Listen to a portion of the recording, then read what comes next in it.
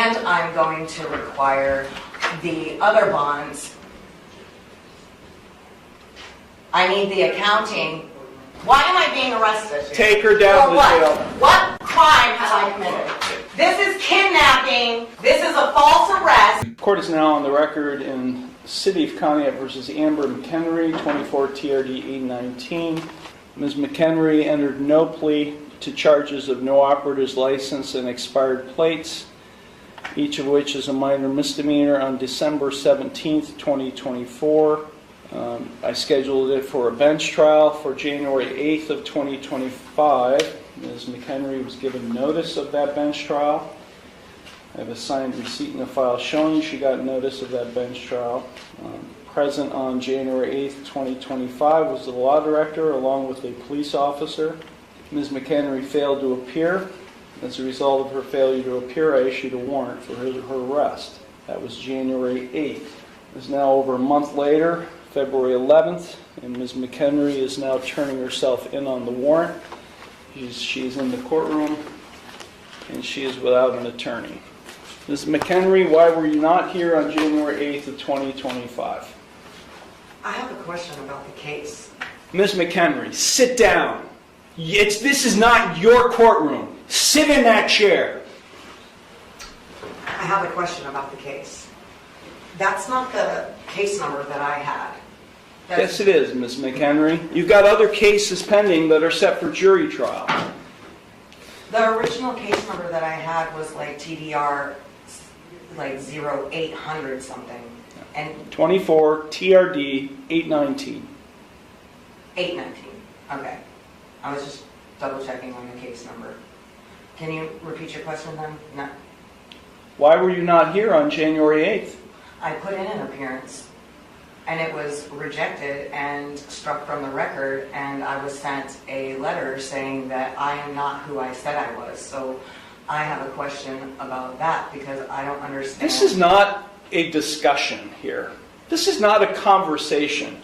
I ask a question, you respond to my question. This is typical behavior for you because you're a sovereign citizen.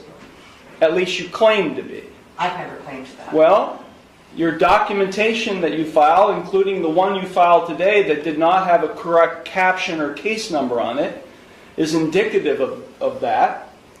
So let me ask you, Ms. McHenry, again, why were you not physically, personally present in the courtroom on January 8th, 2025 for your trial? I need the oath and bonds to be put for each person acting as a public official in this case who is acting as a public servant to be put on the record. And I also require the indemnity bond, and I'm going to require the other bonds. I need the accounting. Please, for the record, let it be known that you exited. I did. I exited the courtroom and asked a police officer and probation officer. Who has the indemnity bond? Where is the bill of particulars? The bond is the warrant is being executed. You're being taken into custody. Take her down to the jail now. I was not given the warrant. Take her down to the jail now. Why am I being arrested? Take her down to the jail. What crime have I committed? Get off me.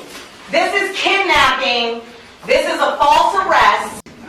Stop saying. No, this is a false arrest. Okay, relax. This is kidnapping. They're violating my rights, my constitutional rights. I put in... I thought the Constitution didn't apply to you. The Constitution applies to every living man and woman. Yeah. You are violating your oath, Mr. Iarochi. What am I being arrested for? What am I being arrested for?